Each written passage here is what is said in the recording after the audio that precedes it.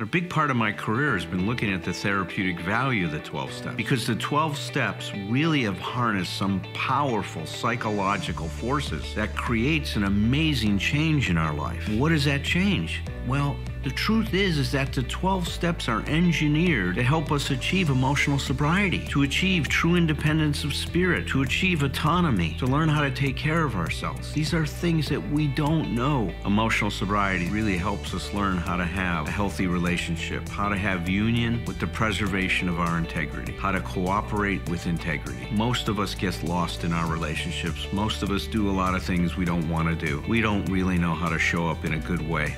Emotional sobriety is about learning to have healthy relationships.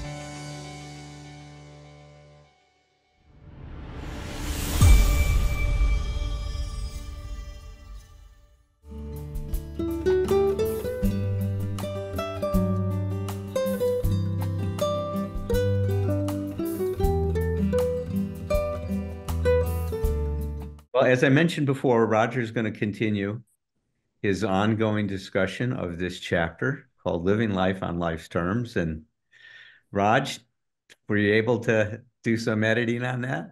Uh, we'll see. It's all an adventure, right? So, All thank in you, advance. Al. All right. Thank you.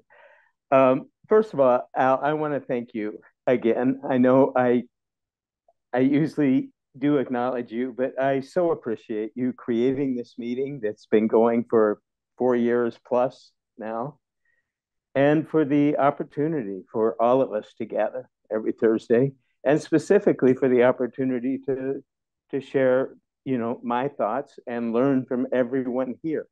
So thank you very Well, much, Al. you're Yeah, welcome. Thank you for being a part of this.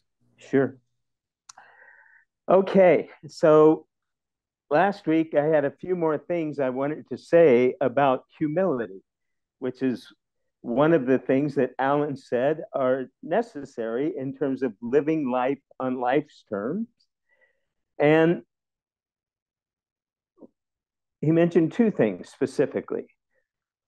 One is humility, and the other is learning how to roll with the punches of life, right? Learning how to adapt and learning how to show resilience and all that stuff. So I had a few more things to say about humility, but as I wrote in the last few days about those things, it ballooned up, which is what tends to happen inside my head. So I've got way more again tonight than I'm going to have time for. So help me with the clock, you guys, and I'll get started. So it occurred to me this morning that the more a person has to say about humility, the more thought that a person has given it, the more likely it is that person struggles to practice it. Why? Because we tend to think about the things in life that cause us trouble, right? That's not the only reason we give a lot of thought to something. We also think about the things we're just curious about that pique our interest for one reason or another. But the point I'm making is that which comes naturally to us. We tend to just do it. We tend to just live it, not think about it or overthink it. So be warned. I have a lot to say about humility, which means, again, that it is an area of struggle in my life. Obviously, I hope that what I share with you will have value for each of you, but I cannot lay any special claim to being accomplished in the practice of humility. I struggle with it every day, as I believe most of us do. Let's begin with a little self-reflection. For those of you willing to do so, close your eyes for just a minute or so and take a few slow breaths where you feel the movement of your breathing. The only reason I ask you to close your eyes is to help focus your attention inward and reduce distractions, but you don't need to if you'd rather keep your eyes open. But please do pay attention to the slow in and out of your breath. And as you feel your breathing, be aware of the rest of your body. Your feet on the floor, if they are on the floor. Your body position, your spine. And now, for a few moments, I want you to remember a specific situation or experience, if you can, where your ego, with a capital E, your need for self-importance or to see yourself in a positive way or to have others see you in a positive way, where your ego got the best of you.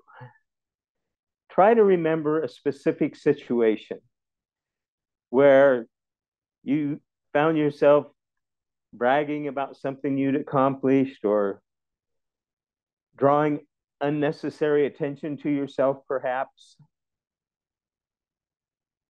And remember, if you will, what that felt like to you in your body and in your emotional experience. How did that feel when you were working, not necessarily intentionally or consciously, even? Maybe you only noticed it in retrospect, but where you were trying to make a favorable impression, for example. Remember how that felt to you.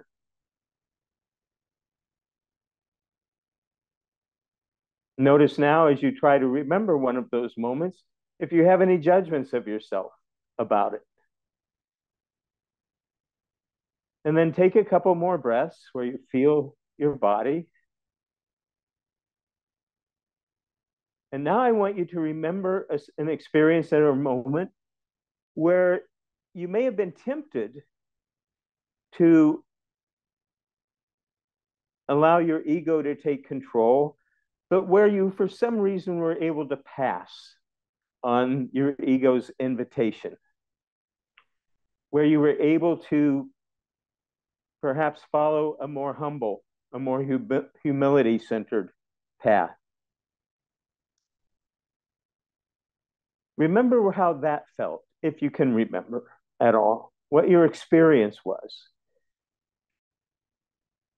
when, for whatever reason, you were able to choose a path of humility rather than self-aggrandizing, self-inflating.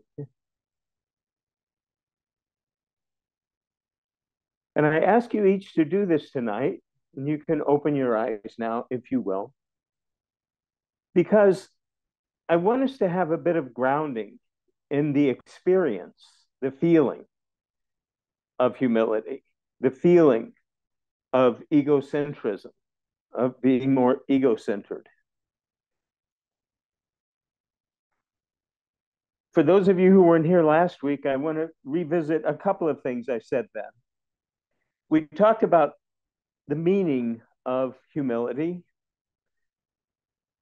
The dictionary definition from Merriam-Webster focuses on freedom from pride or arrogance. Allen, in this chapter of his book, says it this way: humility creates an experience of being right-sized, right-sized. In humility, he says, drawing on the American Psychological Association definition, we have a low, meaning reduced or more realistic, focus on ourselves and more willingness to acknowledge our limitations, which, he says, means we surrender the idea that we have the right to impose our expectations on other people, on circumstances, or even on life itself. Another take on the meaning of humility that I liked a lot says humility is an attitude of spiritual modesty. Spiritual modesty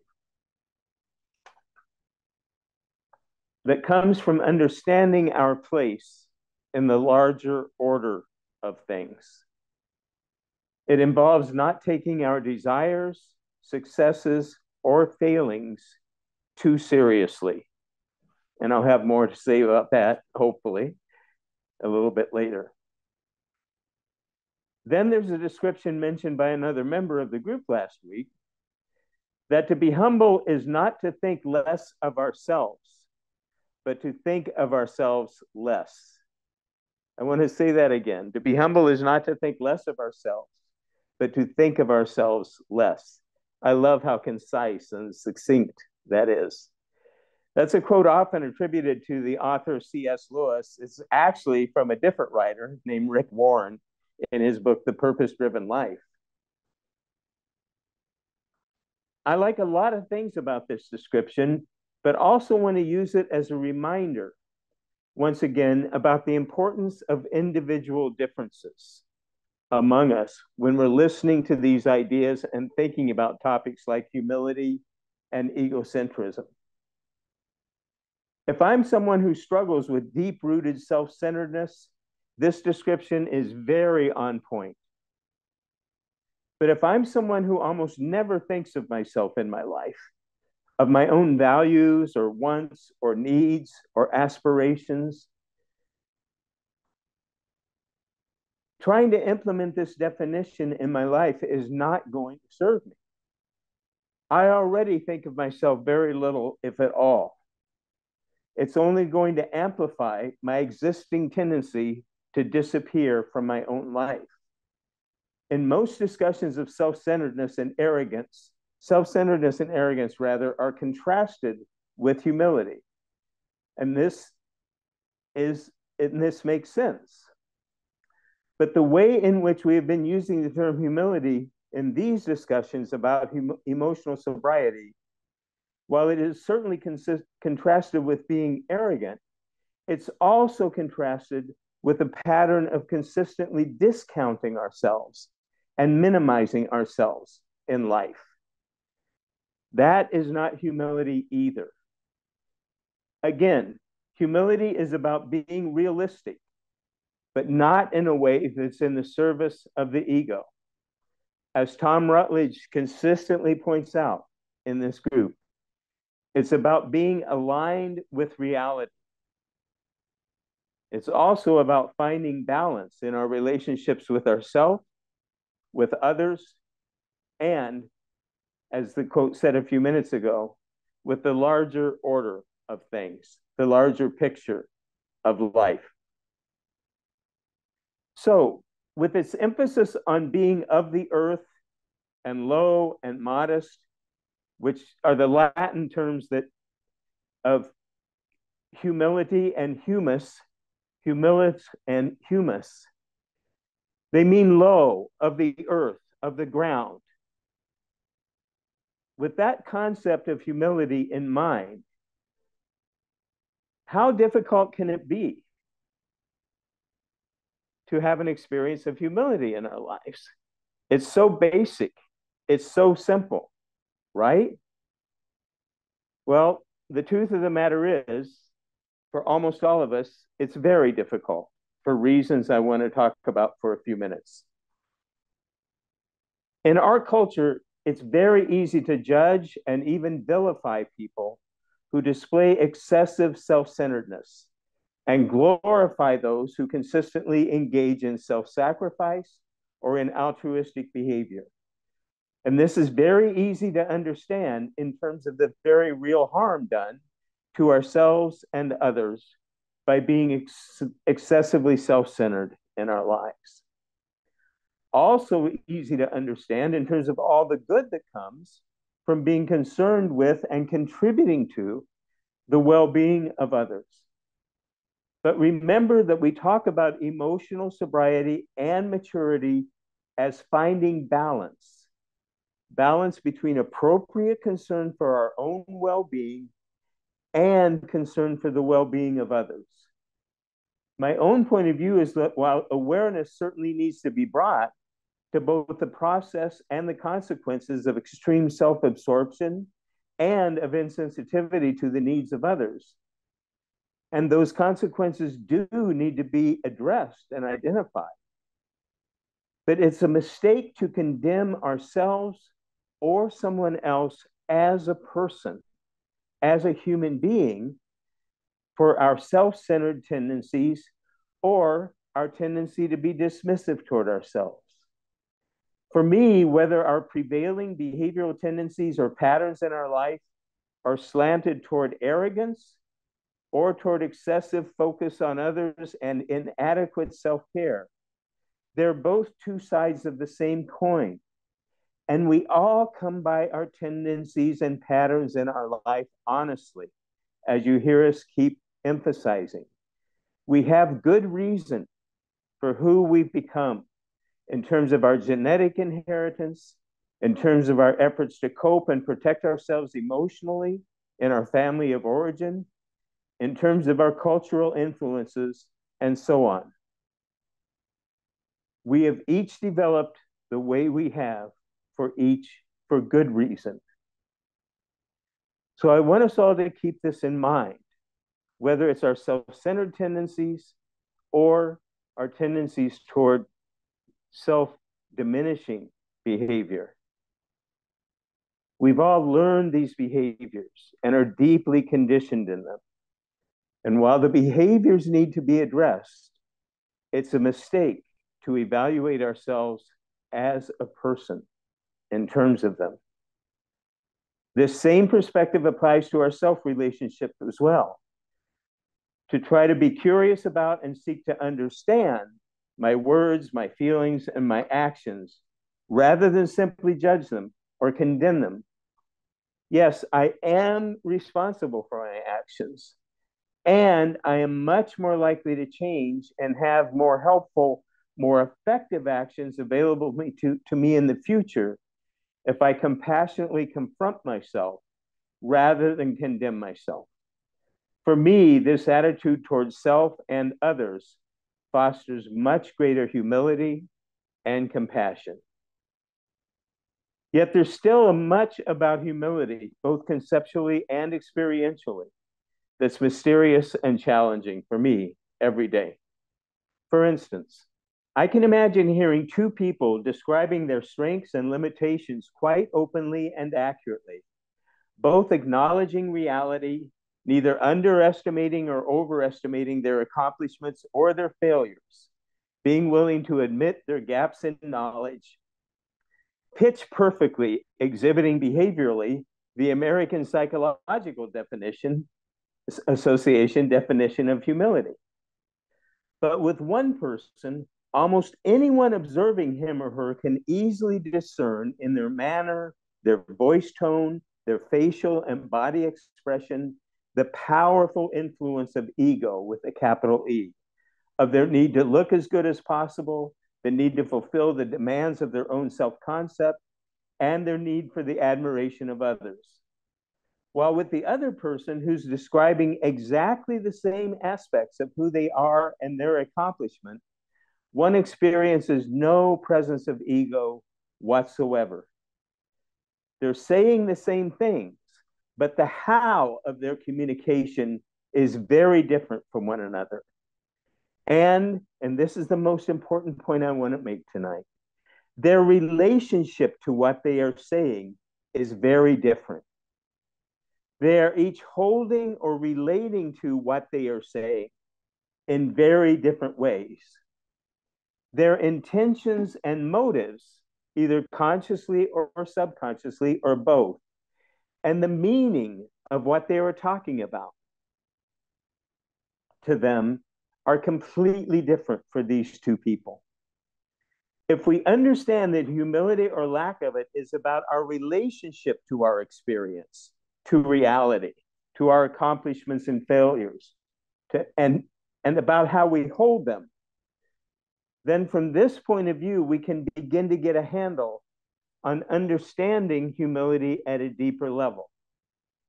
This is where the question, what am I really up to here?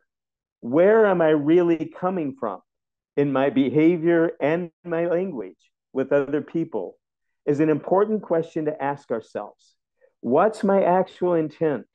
What are my actual motives? What's the meaning of this behavior to me? And if I can have some degree of separation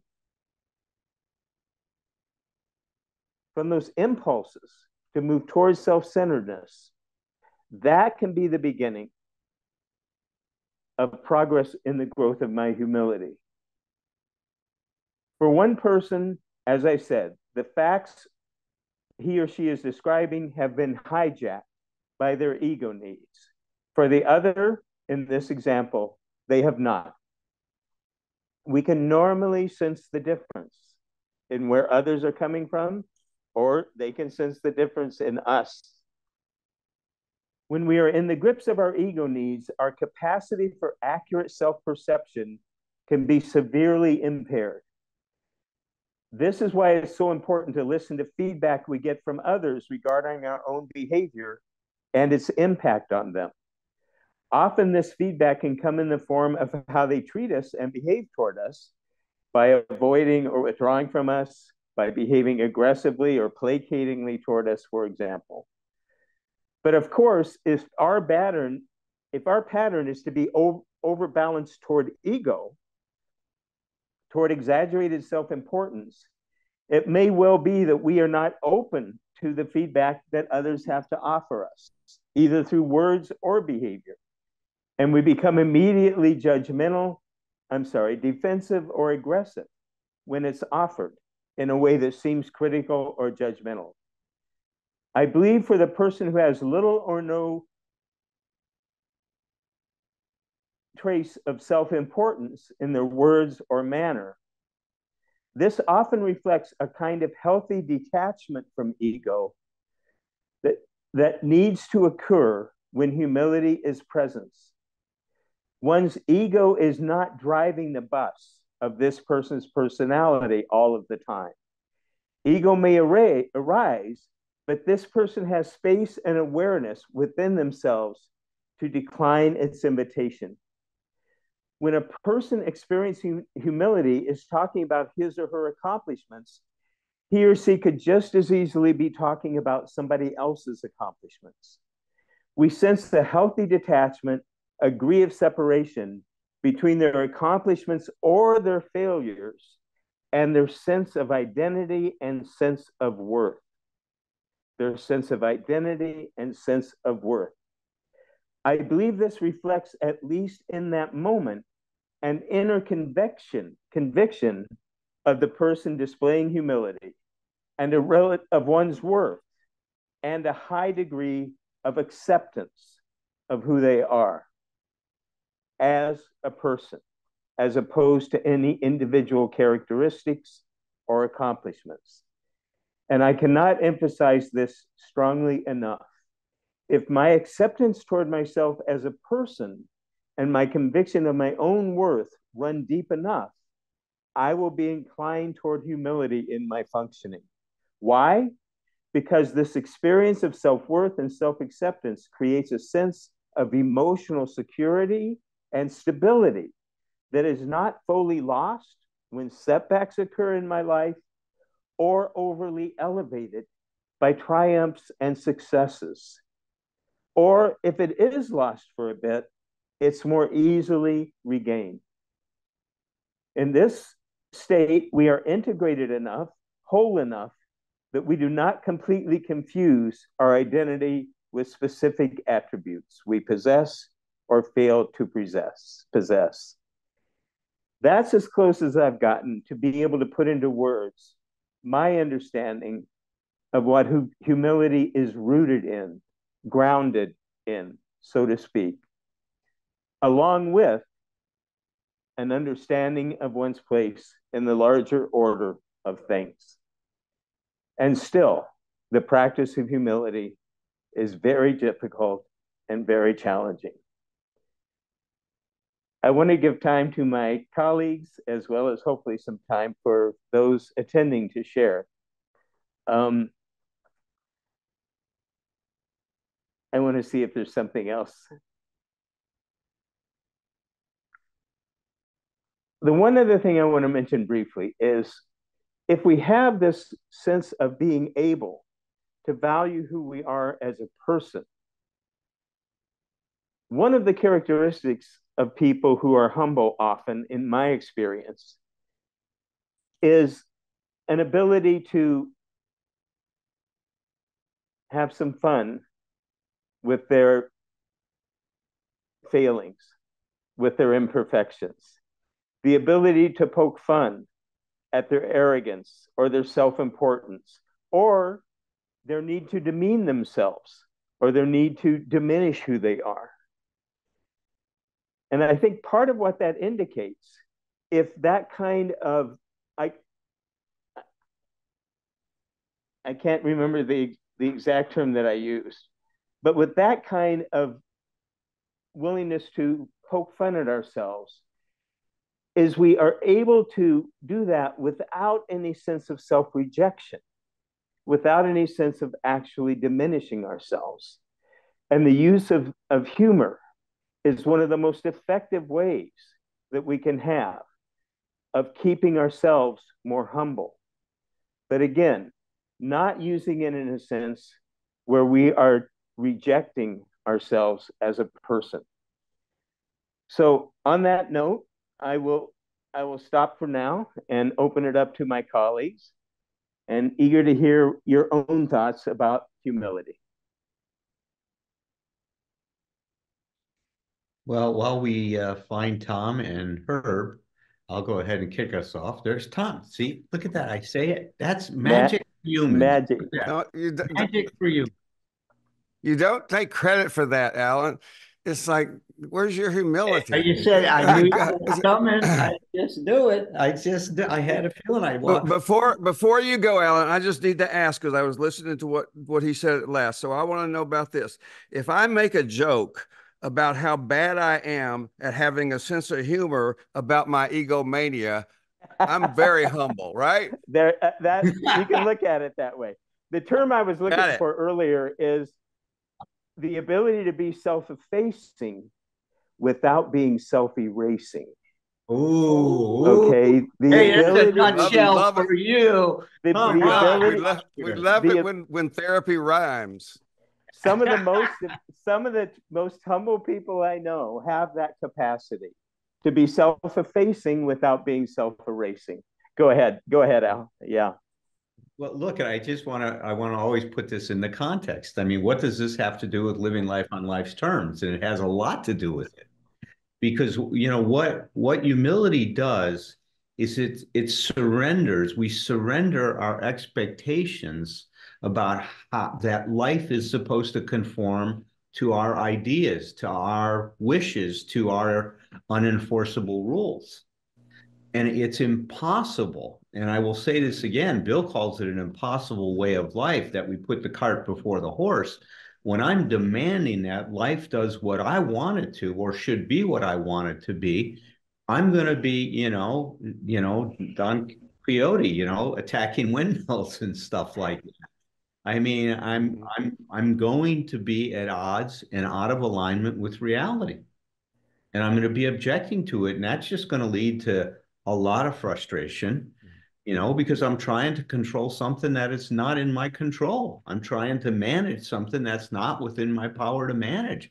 My ability is to try to cope with it. I have that capacity, but not to determine it in the other way that my ego wants it to be determined. See, and I thought that you tied that in very well, but it's so important to keep this in context. Dr. Theodore Isaac Rubin calls it surrendering our special status. I love that concept, right? Surrendering our special status. And I think that's right on. The other comment I wanted to make, Roger, that I thought you did a great job of is there's a real evolution to our development.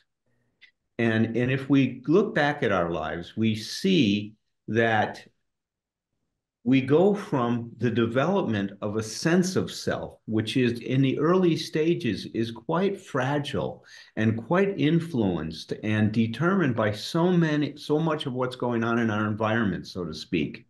Yeah. But if those conditions are adequate, what did Winnicott say? He says, if we have good enough parents, then we start to move from a pseudo self, a false self, to developing a more solid sense of self. But that solid sense of self, and which is so interesting, is it's in some way we have to have more self to be humble, which goes against what a lot of people would think about.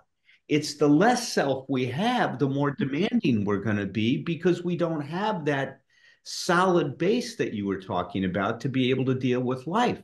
Now, when I say solid self, I don't mean that it's rigid.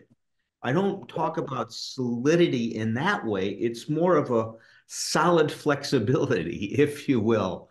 right? That we can roll with punches when we need to roll with punches, but we can also take a stand when we need to take a stand. Is that we have so much more developed of who we can be. And I thought that you gave such a wonderful description on how our emotional dependency changes as we mature, and especially as we develop this emotional sobriety. So that was outstanding, Roger. It was very, very great elaboration, I think, on this concept of humility and really tying it into how, how it's, first of all, so, integral, right, to the experience of emotional sobriety. So thank you. Herb's having trouble. We can co-host to see if he can. Okay, I will do that. See if he can get his video on. Did Herb come back from the boat? First, come back from the boat, but he can't get in the room. I've got to try to find him on here to see if I can help him get in. But go ahead, Thom. All right. Okay. Well, I have to share one of my favorite humility stories from group therapy. Years ago, we had a group, a long-standing group, and we had a doctor in the group. And I make the point that he's a doctor. I'm not trying to generalize about doctors, but he was the stereotypical egotistical doctor. I mean, he made it very. Everybody, after a while, everybody loved him, but he was special, the special status you're talking about. And so one time he was giving notice that he was going to leave the group. We had to give two weeks notice to leave the group, and he was giving notice he was going to leave the group. And he shared that his reason for that was he was going to make the space open, available for somebody who really needs it. And this guy's a middle-aged doctor sitting there, and there's this kid, basically. I think he was probably 19 at the time, sitting right next to the doctor, and the doctor, tells about how he's gonna do this great thing and have the space open for somebody who really needs it. And all this kid said, he just said it without, there wasn't any real energy to it. He just said, "You ain't so muck and fudge." And then the group just fell out on the floor laughing. I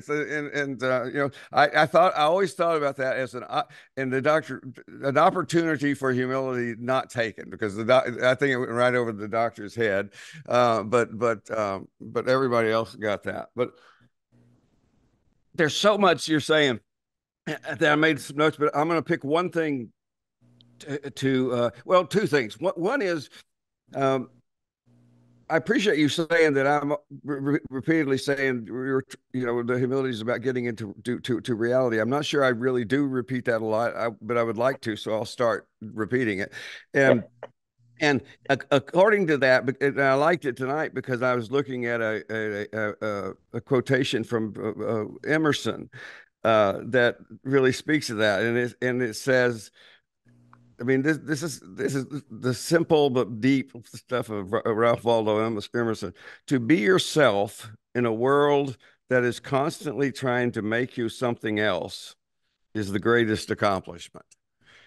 And when I read that while I was listening to you, and I looked down on my notes, and I had that up in the corner of my notes, it's like I realized that's what humility is too. It's just in order to be ourselves, we have to, and this is what we do with ourselves and in our personal growth.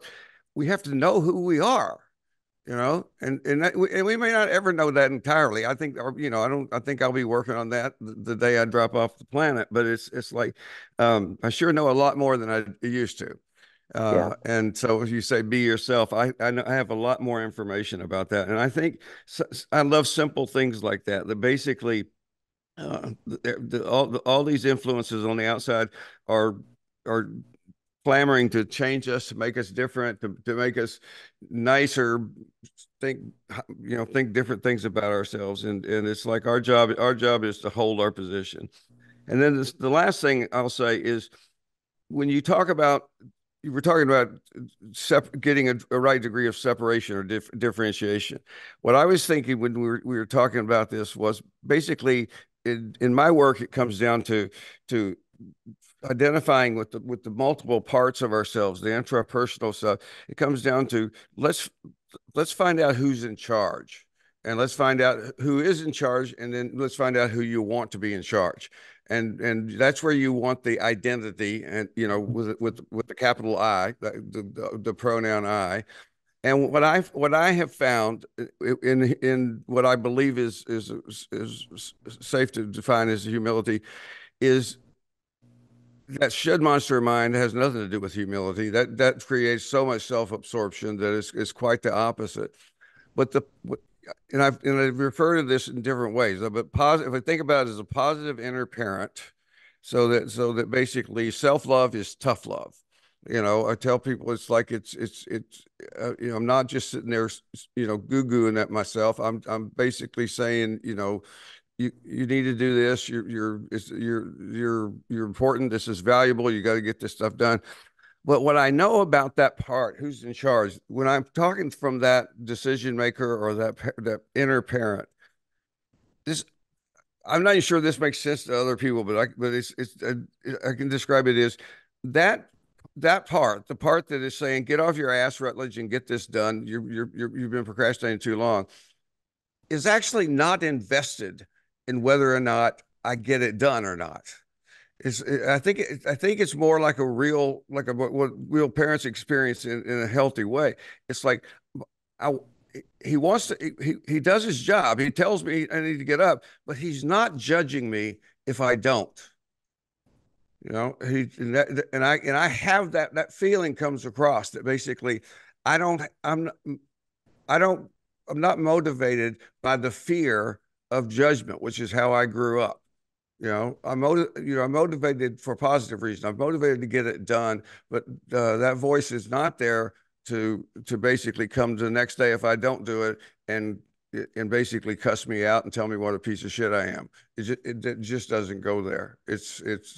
When I first began to realize there was a voice in my head that wasn't judgmental of me, it was amazing, and it's definitely part of humility. Yeah. Thanks, Thom. Yeah. Mm-hmm. Yeah. Have we got Herb in yet now? Well, we can't get Herb in. He's unable to turn his video on and unable to unmute, despite the fact that I've given him co-host. So we love you. We love you, Herb.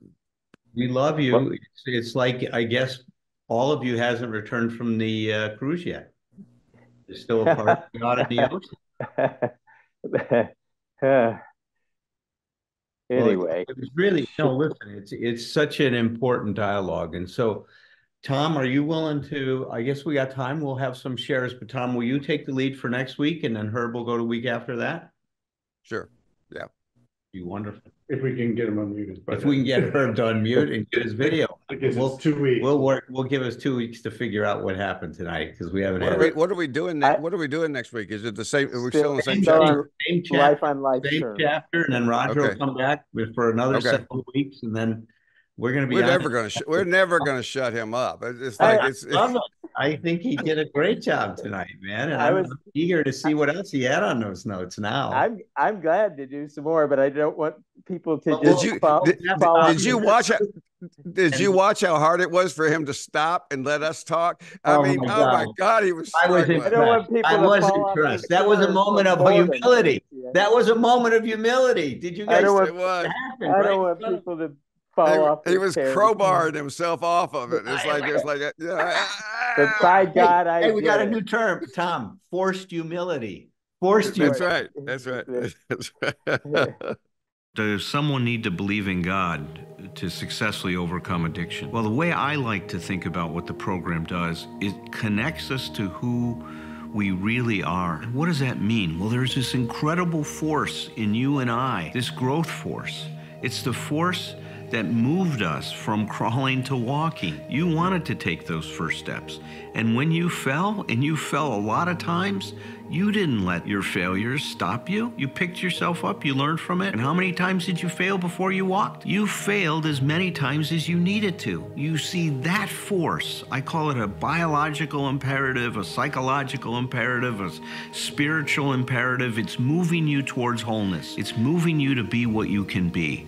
Just like in the acorn, is all the information it needs to become an oak tree. In you is all the information you need to become you. Become a you that can cope with life and to deal with whatever you need to deal with to be okay. And that's what I'll talk about in my new book, The 12 Essential Insights for Emotional Sobriety.